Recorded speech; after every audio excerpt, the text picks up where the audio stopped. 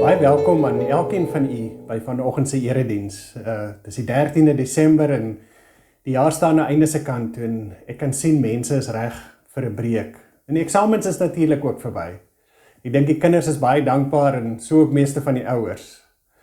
Ek voel net so jammer vir die matrieks wat wiskunde en skynheid moet oorskryf volgende week. Ek dink nou nie dis hoe hulle jaar voorgestel het nie. In die kerkjaar is ons natuurlik in adventstyd en vandag is die 3de adventsondag. Een van die maniere om ons voor te berei op die herdenking van Christus se geboorte op Kersdag is deur 'n adventskrans. Ons steek die kersse van hierdie krans aan om ons te herinner aan die gawes wat Christus vir ons en ons wêreld gebring het. En die adventskrans bevat 'n paar simbole om ons te help dink oor Christus en sy gawes. Die krans self is in die vorm van 'n sirkel. 'n Sirkel het geen begin of geen einde nie. En dit herinner ons daaraan dat daar geen begin en geen einde is aan God en aan sy liefde vir ons nie.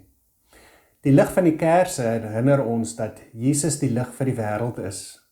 Die 4 kersse aan die buitekant herinner ons aan elk van die 4 gawes wat Christus vir ons bring, naamlik hoop, vrede, vreugde en liefde. Die ligrooskers word op die 3de adventsondag aangesteek. Ons steek dit aan omdat Jesus gekom het. So sy geboorte vreugde vir Josef en Maria gebring het, so bring sy teenwoordigheid in ons wêreld vreugde waar daar hartseer was. As hy in ons lewens is die vreugde altyd dieper as die trane.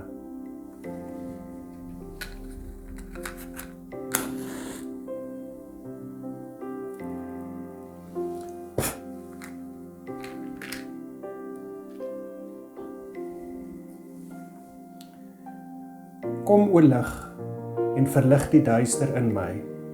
Kom o lewe en wek my uit die dood. Kom groot geneesheer en heel my wonde. Kom vuur van goddelike liefde en verteer my sonde. Verwarm my hart met u liefdesvlam. Kom my koning, kom sit op die troon van my hart en regeer my lewe. Want u alleen is my koning en my Heer. Ek groet u vanoggend in die naam van hierdie lig, hierdie lewe, hierdie vuur van goddelike liefde. Kom alle getrouwes, vrolijk en vol vreugde, o kom in die gees lang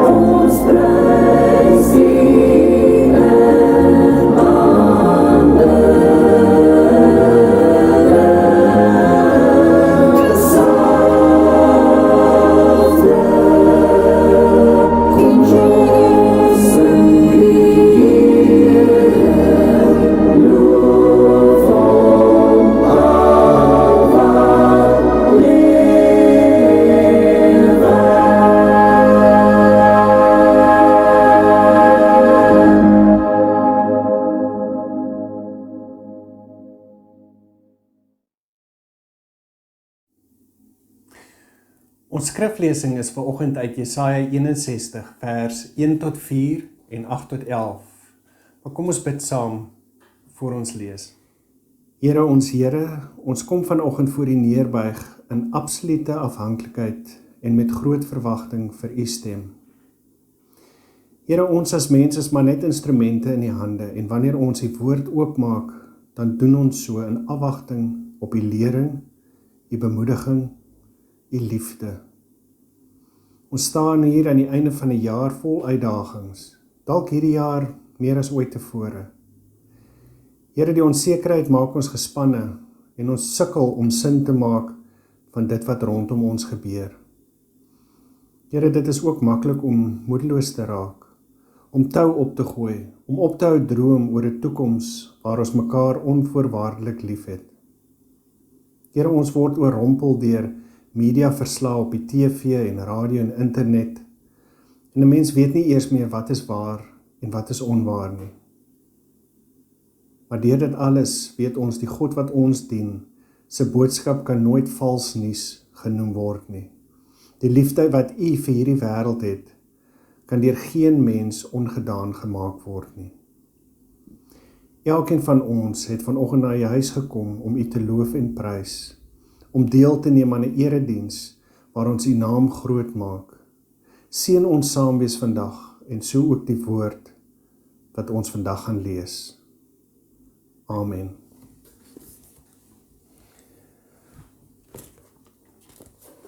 Jesaja 61.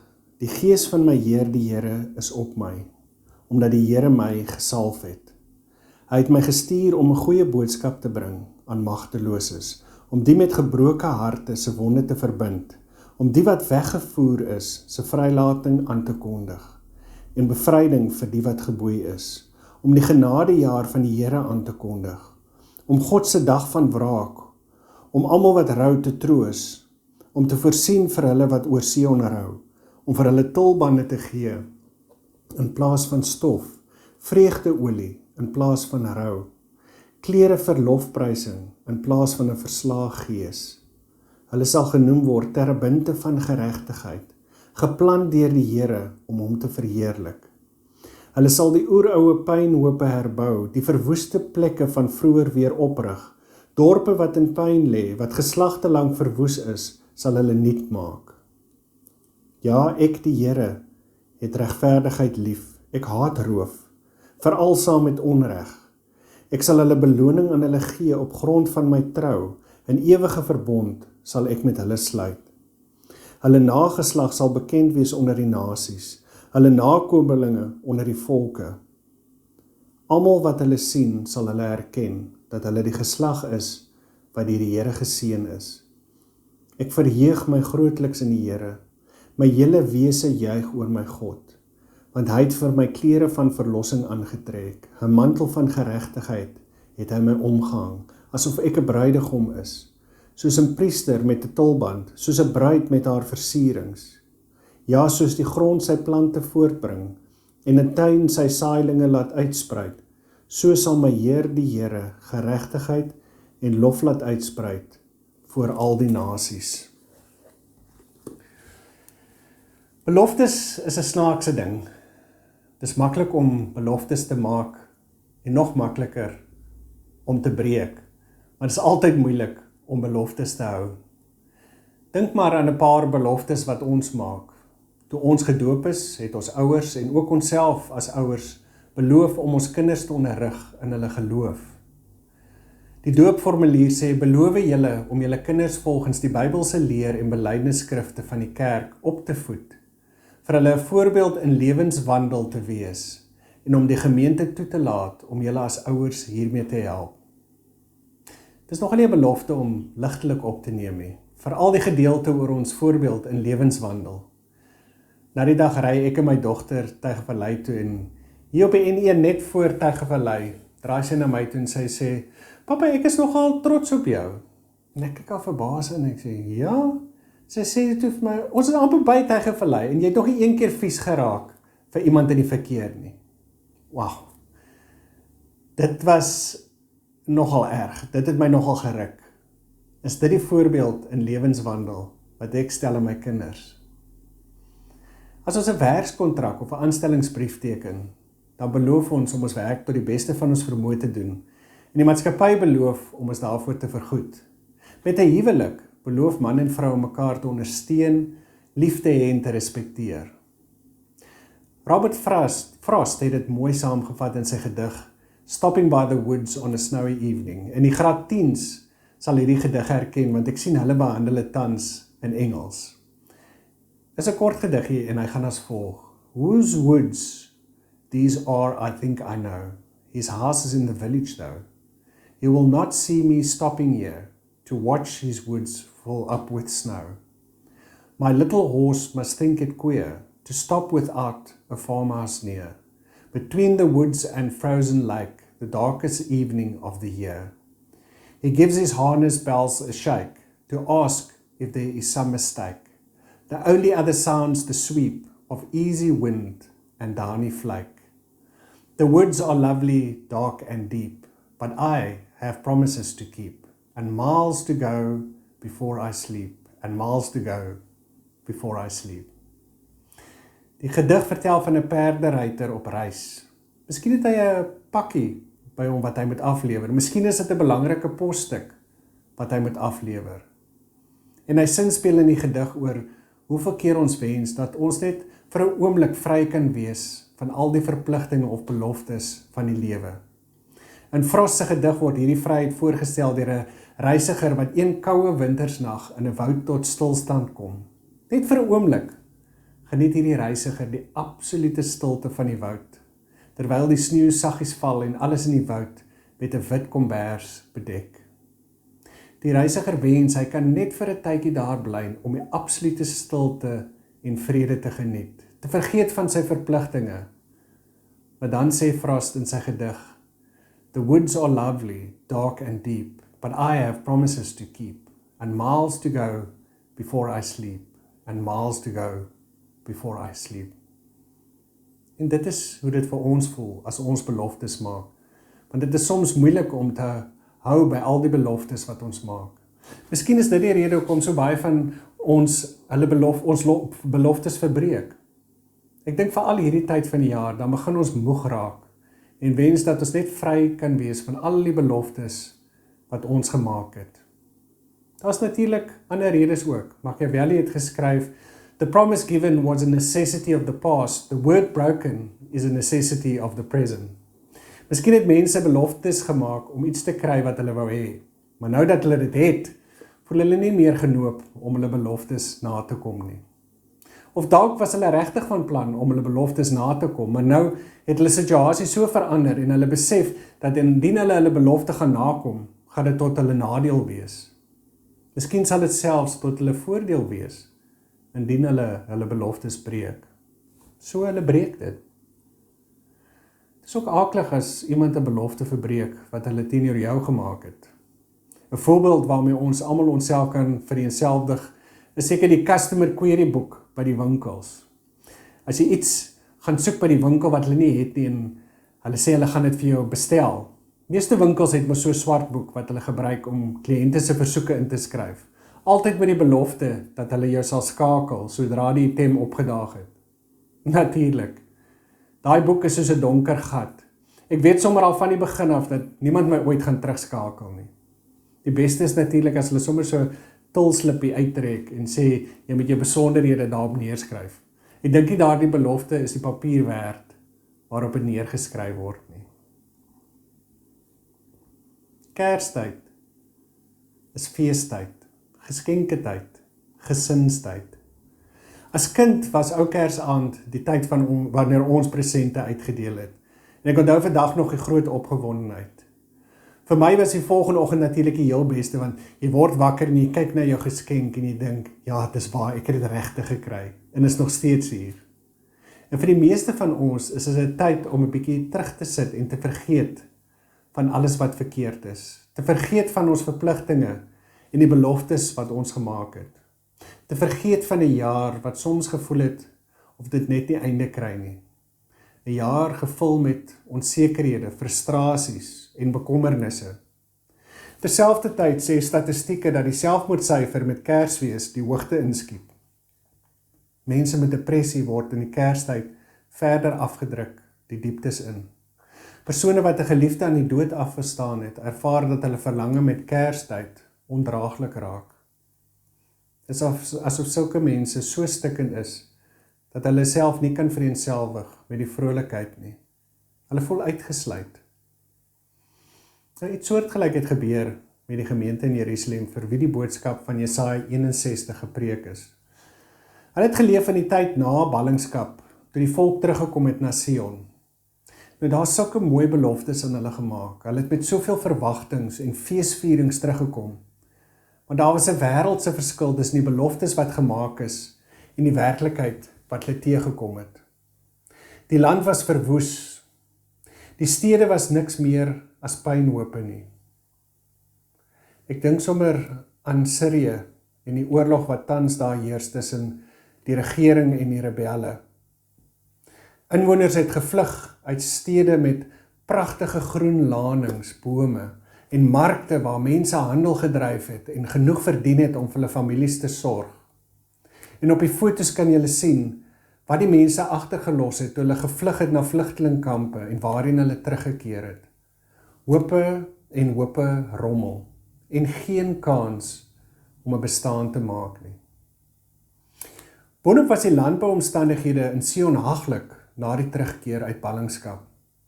Die Israeliete wat uit ballingskap vrygelaat is, het 10-1, terwyl hulle op pad was, gedroom oor hulle eie stukkie grond wat hulle kan bewerk en waar hulle genoeg kan plant om vir hulle familie te sorg. Maar uit Jesaja 62 kan ons aflei dat hulle hard gewerk het om 'n oes te kry, maar die oes is deur ander mense geëet. Hulle swaar verdiende geld het in die sakke van hulle vyande beland. Toe hulle nog in ballingskap was, het God vir hulle 'n boodskap gestuur. Maak vir die Here 'n groot pad. Met die pad sou God hulle uitlei uit Babel, terugbring na Jerusalem. Nou het God hulle teruggebring. Maar God se groot pad het dit vir hulle gelyk, het 'n doodloopstraat van armoede en skuld en sukkel geword. Hulle het soveel ellende geken. Waarom moes hulle nog die krag kry om die stede te herbou?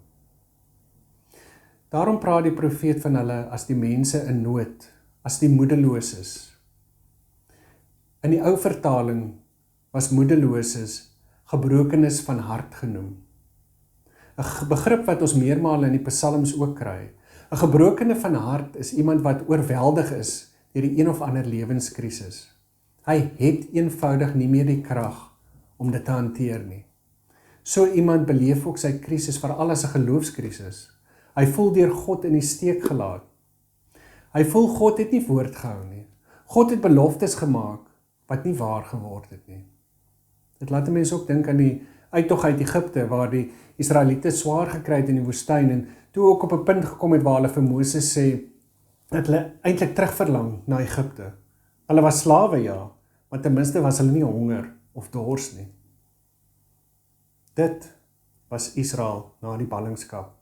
Gebrokenis van hart. En dit is die mense wat sukkel om saam met ons Kersfees te vier. Eintlik is baie van ons maar so. Daarom is ons Kersvreugde so bolangs. Ons word so bietjie bly, miskien, maar môre staan ons alweer moedeloos voor die probleme waarmee ons sukkel. Gebrokenis van hart het baie gesigte. Ons sien hulle in hospitale, in bankrotveilings, in eensame kamers waar niemand ooit kom nie.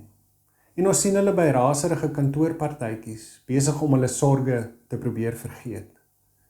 Jy kan 'n gebrokene van hart kry wat in 'n krot woon en wonder waar môre se kos vandaan kom. Maar jy kan ook een kry wat in 'n weelderige huis woon en wonder waarom hy of sy nog steeds nie gelukkig kan wees nie.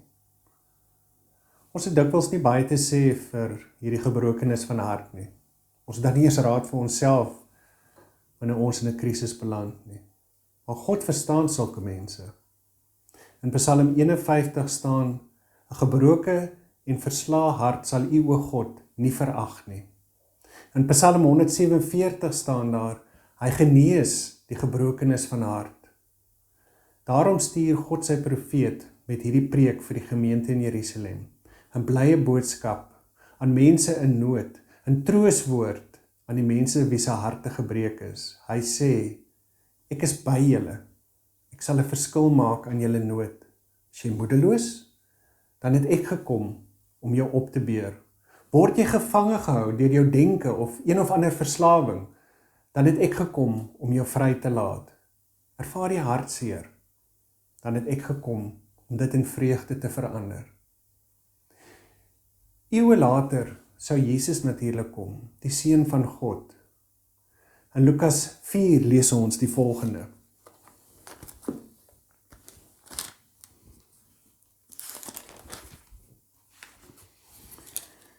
Toe Jesus in Nasaret kom, waar hy groot geword het, het hy op die Sabbat na die sinagoge gegaan, soos sy gewoonte was.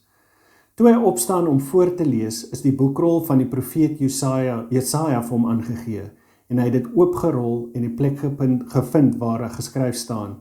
Die Gees van die Here is op my, omdat hy my gesalf het, om die goeie boodskap aan arme mense te verkondig.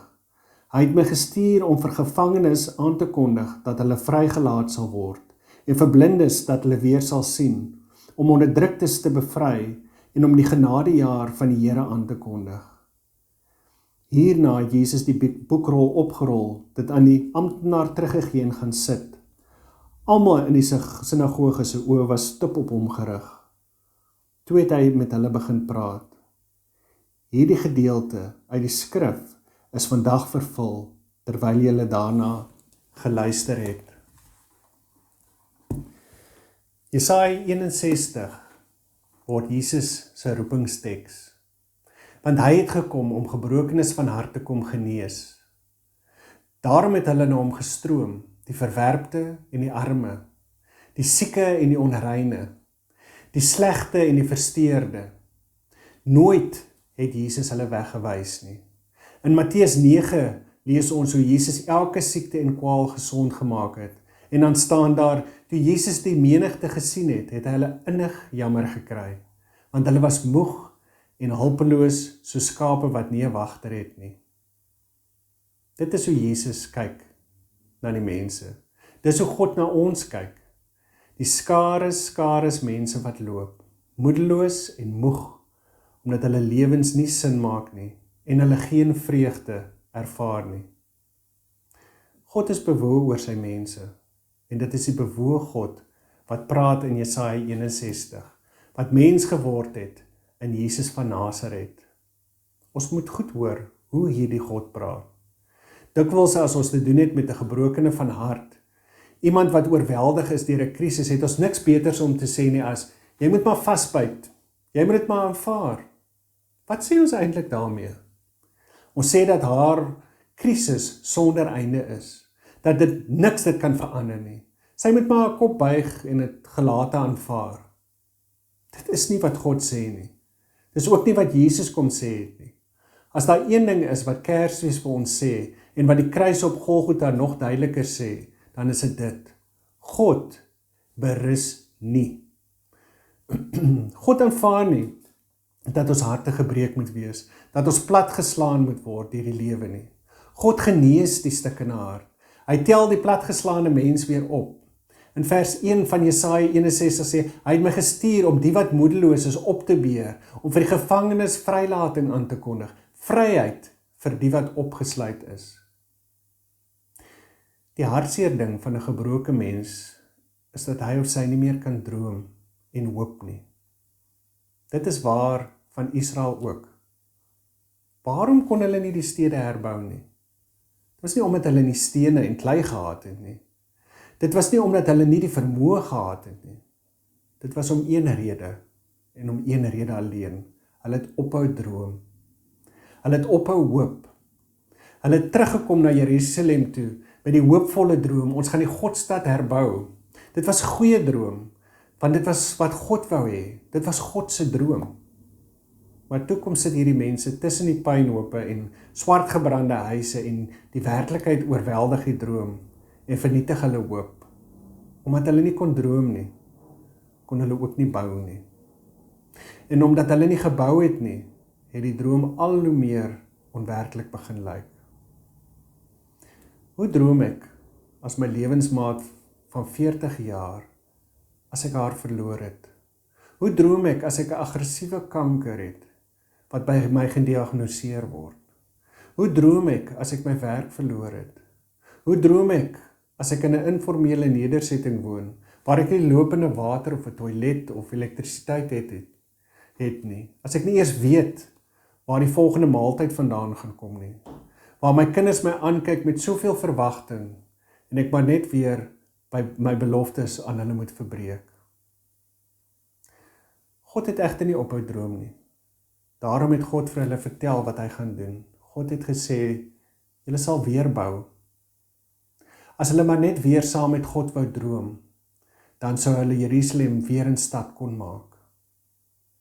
In Nehemia lees ons, Nehemia sê die mure is nog nie gebou nie, en die ellende is groot. In werklikheid wat Nehemia se hart gebreek het. Hy het daarlang gehuil. Maar wat doen hy? Hy gaan lê sy stikkende hart voor God, en God gee vir hom 'n nuwe droom. 'n Droom van 'n herstelde Jerusalem. Met daardie droom in sy hart het hy die heidense koning trotseer, vyande weerstaan, sy eie mense se moedeloosheid oorwin, en met tyd is die mure herbou. Dit is my grootste vrees vir ons in ons huidige omstandighede, dat ons sal berus en aanvaar, dat ons nie meer sal droom dat dinge anders kan wees nie, dat ons nie meer sal werk om op te bou, ook om dinge wat in pyn lê op te bou nie, dat ons nie meer 'n droom het nie. Kersfees vertel ons van God se grootste droom vir ons, dat ons verander sal word van mense wat net vir onsself leef, na mense wat leef as kinders van God en broers en susters van mekaar. Ek dink ons kan maklik maar berus daarin, dat ons nie lyk soos wat God wil nie. As gelowiges leef, asof God geen sê het oor hulle lewens nie. As Christene by mekaar verbyleef, of selfs beklei, asof hulle vyande is, eerder as die huisgesin van God. Dis nou maar so, sê ons. Aanvaar dit maar. Nee, dit is nie wat God sê nie. Soos jy weet, het ons as gemeente baie noue band met die gemeente in Laingsburg. En Laingsburg gaan al vir die afgelope 6 jaar gebuk onder 'n erge droogte. Boere moet van hulle vee ontslaa raak, want daar's nie meer weiding nie. Boere moet vir werknemers wat al jare lank saam met hulle werk, vertel dat hy nie meer hulle salarisse kan betaal nie. Boere moet hulle beloftes breek teenoor hulle kinders vir wie hulle beloof het dat hulle kan gaan verder leer. Want sien, daar is al soveel geld geleen by die bank om in die lewe te bly, dat hulle nie meer 'n studielening kan kry nie. Mense se drome is vernietig en hulle sukkel om die lewe in die oë te kyk. En dan kom 'n groepie dames van hierdie gemeente by mekaar en hulle ry op 'n Vrydagmiddag Laingsburg toe en gaan bied die Saterdagoggend vir die dames daar 'n ontbyt aan, net om te wys dat ons vir hulle lief is, en dat ons vir hulle omgee, en dat ons bewus is van hulle swaar kry. En daardie klein gebaar bring hoop waar daar 'n gebrokenheid van hart is. In die eerste of tweede maand van die Grendeltyd begin dit duidelik raak dat daar duisende mense is wat nie kan werk nie en wat geen manier het om kos op die tafel te sit nie. 'n Beroep gaan uit aan hierdie gemeente en tot op hede is daar alreeds meer as R150.000 deur projek Bethesda se rekening en word daar nog steeds weekliks kospakkies afgelewer aan mense wat nie die vermoë het nie. Daardie gebaar bring hoop waar daar hopeloosheid is. Hier's bejaardes wat nie meer fisies kan deelneem aan baie van die kerk se aksies nie, maar hulle bid sonder ophou vir die gemeente en bid vir hoop in hierdie hopelose wêreld. Bejaardes wat bid dat God se beloftes 'n werklikheid sal word in mense se lewens. En glo my, hier is net 3 voorbeelde uit vele ander wat hierdie gemeente doen om God se beloftes gestalte te laat kry. Ons as gemeente moet nooit ophou om God se hoop uit te deel waar dit so nodig is nie. Maar ons moet ook nie ophou om dit te vier nie. Kom ons bring hierdie Kersfees weer ons gebroke hart na God om weer genees te word, sodat ons weer oor die kerk van Christus kan droom as 'n huisgesin van ons Vader. Kom ons vra dat God sy droom van 'n gemeente in ons harte begin werk. Want as Christene leef as God se gesin, dan sal gebrokenis van hart nie uitgestoot en teneergedruk voel wanneer ons Kersfees vier nie. Hulle sal uitgenooi voel om self troos te vind, self saam met ons te leer om weer te droom oor wat God in hulle lewens kan doen. Om almal saam te deel in die vreugde van Kersfees en die vreugde van God se beloftes. Ek wil afsluit met 'n geleentheid vir elkeen van ons om onsself opnuut weer te verbind tot God se beloftes en ook tot hierdie gemeente. En ons doen dit in die vorm van die 2 beloftes uit die openbare belydenis van geloof. Ek sal voortgaan en dan kan ons as gemeente almal saam antwoord. Beloof jy om as lidmaat van die gemeente van Christus deur sy genade in die belydenis van die leer tot die einde van jou lewe te volhard en alle leringe wat daarvan afwyk te verwerp?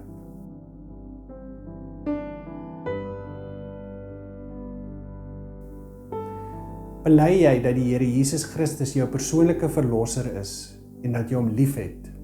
Beloof jy om hom te dien, sy naam getrou te bely voor die mense en om aktief aan die werksaamhede van die kerk deel te neem?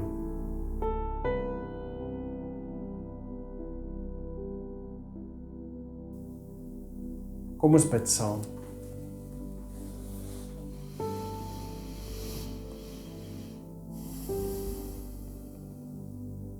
Here, ons kom sê vanoggend dankie. Dankie vir die troue sorg. Dankie vir die beloftes van hoop waar daar hopeloosheid is. Dankie vir die beloftes van sorg waar ons sorg nodig het. Dankie vir die beloftes van vreugde waar daar hartseer is. Here, dit is amper die einde van die jaar. Ons mense is moeg. Moeg van onsekerheid en moeg van nie weet hoe môre gaan lyk nie.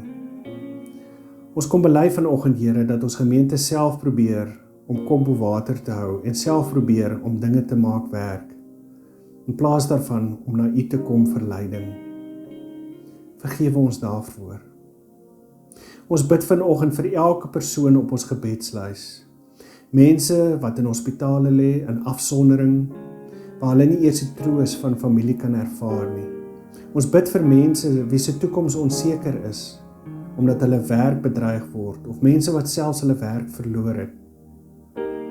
Ons bid vir mense wat hierdie Kerstyd eensaam is, omdat hulle geliefdes ver of heeltemal afwesig is. Ons bid dat hulle in hierdie Kerstyd die vreugde van U nabyheid sal ervaar, en ek bid dat nie een van ons sal skroom om die liefde aan hierdie mense te bewys nie. Ek bid vir hierdie gemeente, Here. Dankie vir soveel mense wat soveel van hulle tyd, energie en geld gee om hierdie gemeente te maak wat omgee.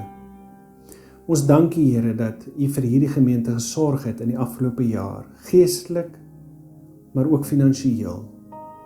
Maak ons 'n gemeente wat aanhou droom oor 'n beter toekoms vir die gebrokenes van hart. Maak ons 'n gemeente wat opbou wat deur die wêreld afgebreek is. Maak ons 'n gemeente wat U beloftes van die hoogtes af uitpasyn, sodat U liefde ons gemeenskap om elke hoek en draai verras. Mag elkeen van ons hierdie Kersfees net 'n tydjie neem om met ons geliefdes die storie van Kersfees te deel. Of dit nou by 'n vakansiehuis of langs 'n kampvuur of in 'n ouetehuis of in 'n hospitaal is. Laat ons vir ons kinders vertel van die wonder van Jesus Christus se geboorte en van die onverdiende verlossing wat elkeen van ons ontvang deur sy kruisdood. Amen. Die Here sal julle seën en julle beskerm. Die Here sal tot julle redding verskyn en julle genadig wees. Die Here sal julle gebede verhoor en aan julle sy vrede gee. Amen.